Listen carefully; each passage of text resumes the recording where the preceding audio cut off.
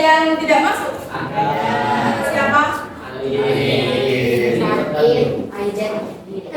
Alif sakit, Aida izin. Sebelum pembelajaran pada pagi hari ini, untuk sekolah bisa memimpin doa. Sebelum memulai pelajaran pada pagi hari ini, marilah kita berdoa menurut keyakinannya masing-masing. Berdoa mulai. Selesai. Oke, terima kasih. Nah, pada hari ini kita akan membahas mengenai order reformasi. Nah, tujuan pembelajaran mengenai pembelajaran hari ini yaitu peserta didik mampu menganalisis peralihan masa orde baru menuju masa reformasi. Untuk yang kedua, peserta didik mampu menjelaskan kebijakan ekonomi, politik, serta dampaknya. Untuk yang ketiga, peserta didik mampu menganalisis akhir pemerintahan B.J. Habibie secara tepat. Pada minggu lalu kita bahas apa? Masih ingat? Bahas mengenai orde baru. Ada yang masih ingat runtuhnya orde baru? Kemarin gara-gara apa runtuhnya orde baru? Krisis ekonomi. Terus ada peristiwa Trisakti. Nah, benar. Jadi runtuhnya orde baru ada beberapa faktor. Salah duanya itu yang disebutkan teman-teman kalian. Kalian tahu nggak ini mahasiswa lagi ngapain sih? Demo.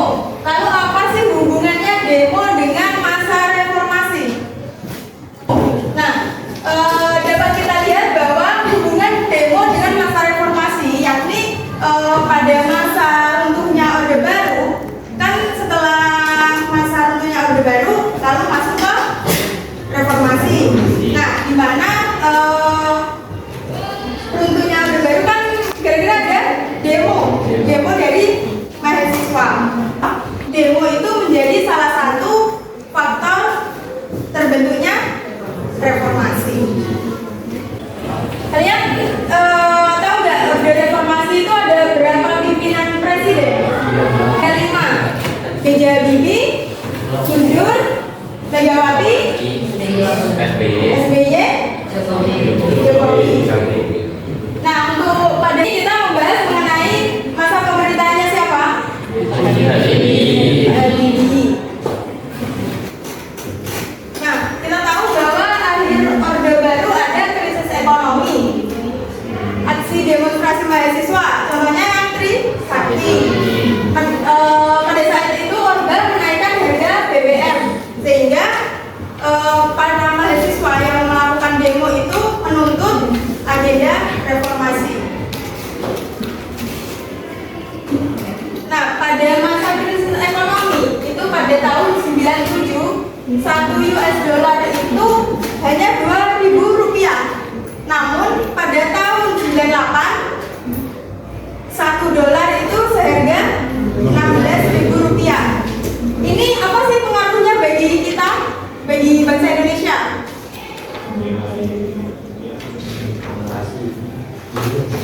Pengaruhnya yakni harga BBM naik, otomatis seluruh bahan pokok ikut naik. Dan itu mengakibatkan aksi demonstrasi mahasiswa.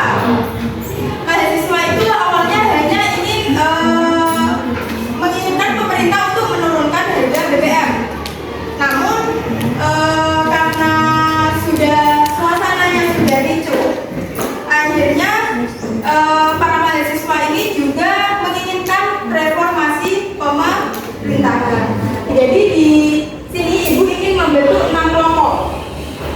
Nah, di mana setiap kelompok itu akan menganalisis pertanyaan yang ibu berikan.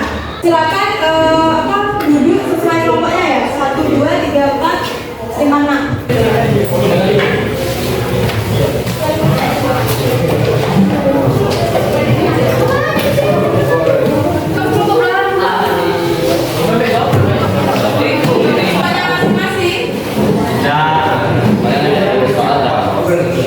Nah, jadi di sini ibu memberi 3 pertanyaan dan di mana setiap pertanyaan itu dijawab oleh dua siswa. Jadi nanti contohnya ini soal nomor 1 itu ada Fikri sama Hafiz. Nah, Fikri sama Hafiz ini kolaborasi untuk menjawab pertanyaan nomor 1. Jadi ini ada 2 tipe soal. Ada soal A sama soal B. Tim 1 soal A, tim 2 B, dan seterusnya. Dari sini paham? Ya. Paham semua? Kan sudah Ibu bentuk kelompok ya. Untuk per kelompok bisa memilih salah satu dari hasil penugasan. Contohnya di sini ada salah satu menyajikan salah satu bentuk infografis, peta konsep, video atau laporan hasil. Nah, ini contohnya infografis. Lalu ini ada contoh video. Ini peta konsep dan udah. Untuk laporan hasil bisa laporan tertulis. Di sini ada yang ditanyakan?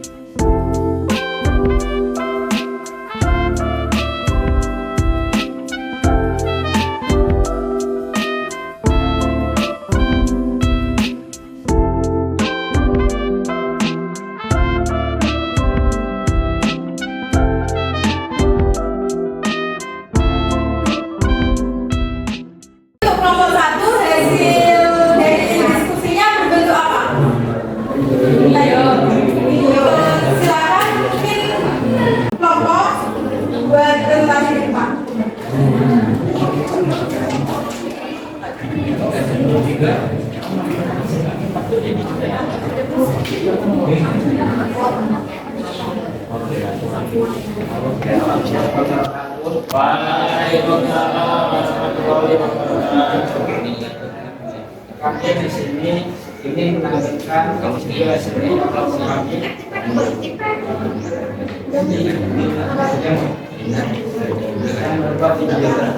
Hasil dari kelompok kami yang lebihnya mohon maaf. Wassalamualaikum warahmatullahi wabarakatuh.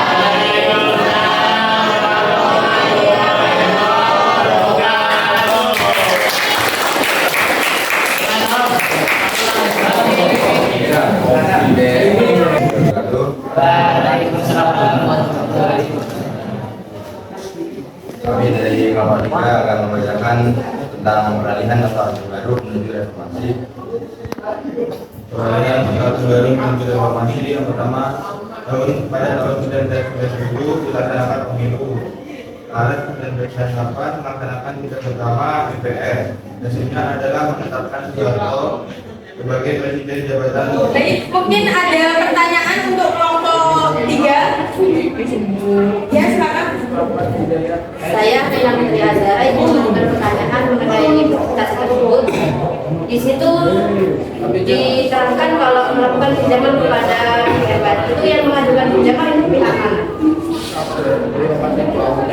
Sudah paham dari kelompok 3? Waalaikumsalam warahmatullahi wabarakatuh. Di sini dari tampilan akan mempresentasikan hasil rekapitulasi bank yang bermasalah, menggabungkan bank-bank yang bermasalah seperti kredit yang macet, kenaikan nilai tukar rupiah terhadap dolar.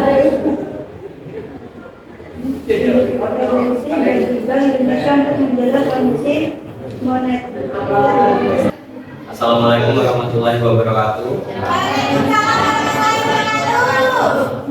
Jadi di sini kami akan mempresentasikan hasil diskusi yang berupa paparan tertulis pertumbuhan ekonomi dari 7,7% bisa meningkatkan pada 5%. Dari kami memaaf kalau ada kesalahan dan kami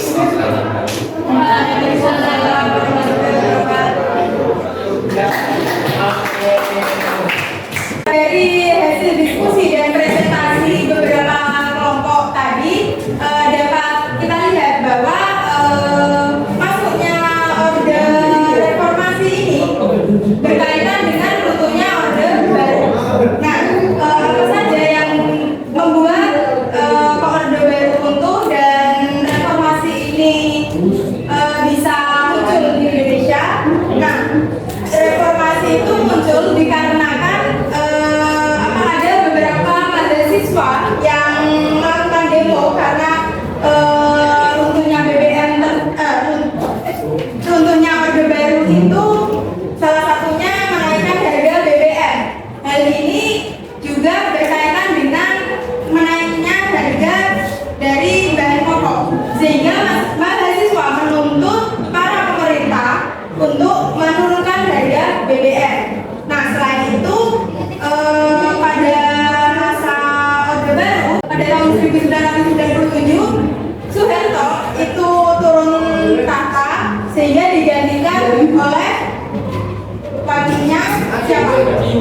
B.J. Habibie. Pada masa pemerintahan B.J. Habibie itu ada beberapa kebijakan politik maupun kebijakan ekonomi.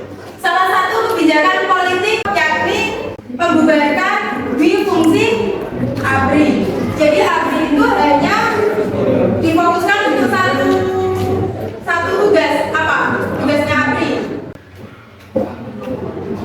Ya, apa tadi? Menjaga keamanan. Nah, jadi udah nggak ada ABRI itu di kursi-kursi DPR maupun MPR. Nah, jadi dapat disimpulkan bahwa reformasi ini digantikan pemerintahan apa? Orde baru. Pada tahun berapa reformasi ini dimulai?